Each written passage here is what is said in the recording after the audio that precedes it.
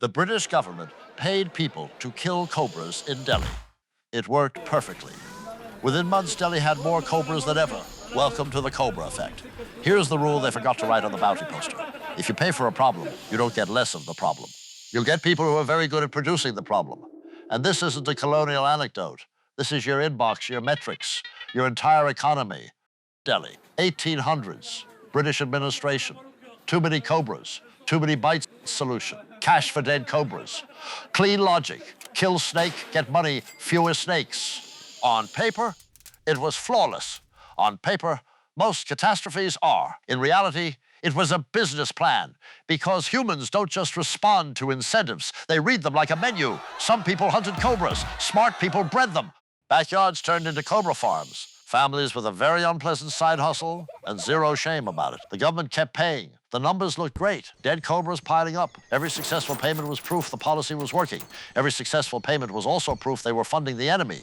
There was no Department of Cobra Reduction. There was a Department of Cobra Subsidies that didn't know it. Pause. This is the moment where a normal documentary would say unintended consequences. I'm not going to. This was intended by arithmetic. You announced a price for cobra heads. The market gave you exactly what you paid for. The British didn't solve a problem. They accidentally founded the world's first snake startup.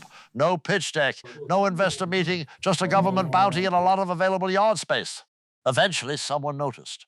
Probably during tea. The bounty was canceled, and here comes the elegant catastrophe. All those farmers now had inventory and no buyer, so they did the rational thing. They released the cobras. I read this the first time and had to close the laptop before my brain filed for resignation. We still do this. The names change. The mechanism doesn't. The policy didn't fail to reduce cobras. It trained a city to manufacture them, then set them free. That is not a bug.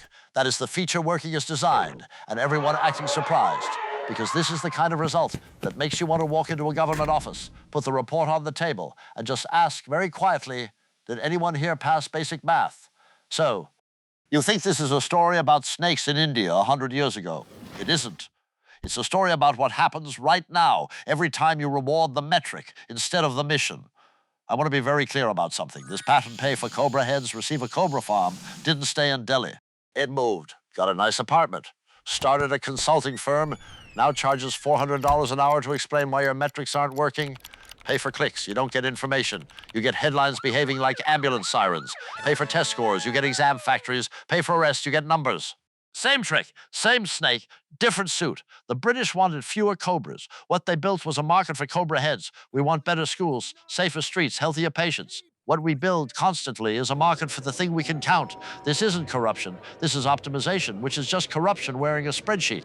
The system isn't broken. It's doing exactly what you told it to do, very efficiently, very politely, while you clap. The lesson isn't don't use incentives. The lesson is incentives are not suggestions. They are breeding programs. Second-order effects matter. If you don't understand them, your solution is already a trap. So next time someone walks in with a simple fix, a bonus, a quota, a target, a reward, don't ask if it makes sense. Ask what kind of snake farm you've already paid for. Because somewhere right now, someone is already building the farm. And they are not evil.